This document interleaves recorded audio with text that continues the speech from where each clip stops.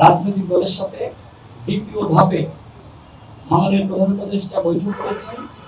তিনি শুরুতে দলগুলোকে ধন্যবাদ জানিয়েছেন এবং আগামীতে কিভাবে একটি অবাধ সুষ্ঠু নিরপেক্ষ নির্বাচন জাতিকে উপহার দিতে পারেন সেজন্য আমাদের কাছ থেকে পরামর্শ চেয়েছেন এবং সহযোগিতা প্রত্যাশা করেছেন।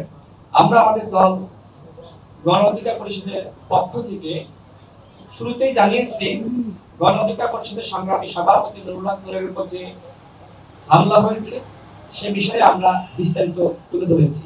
শুধুমাত্র আমরাই না, সেখানে উপস্থিত প্রায় প্রত্যেকটি দল প্রধান উপদেষ্টাকে অবহিত করেছেন।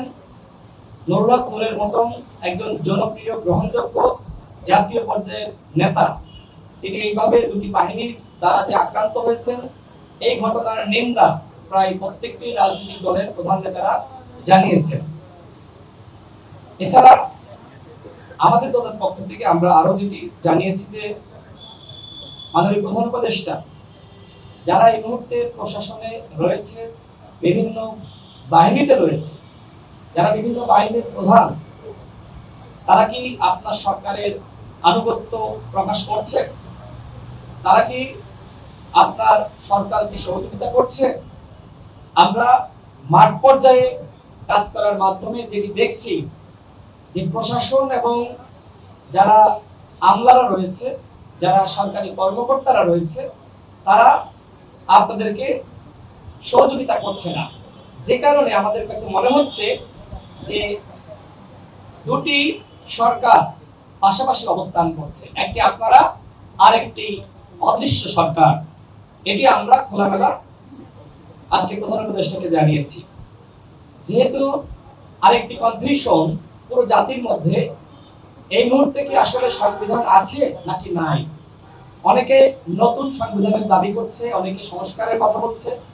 তার প্রেক্ষিতে আমি মাননীয় প্রধান উপদেষ্টার কাছে জানতে চাইছি, সরকারের পক্ষ থেকে স্পষ্ট করা দরকার, সংবিধান কি নতুন ভাবে তৈরি করা হচ্ছে নাকি হবে, নাকি যে সংবিধান আমাদের আছে সেই সংবিধানের আপনারা সংস্কার করছেন, সেটি জাতির সামনে সরকারের পক্ষ থেকে স্পষ্ট করুন।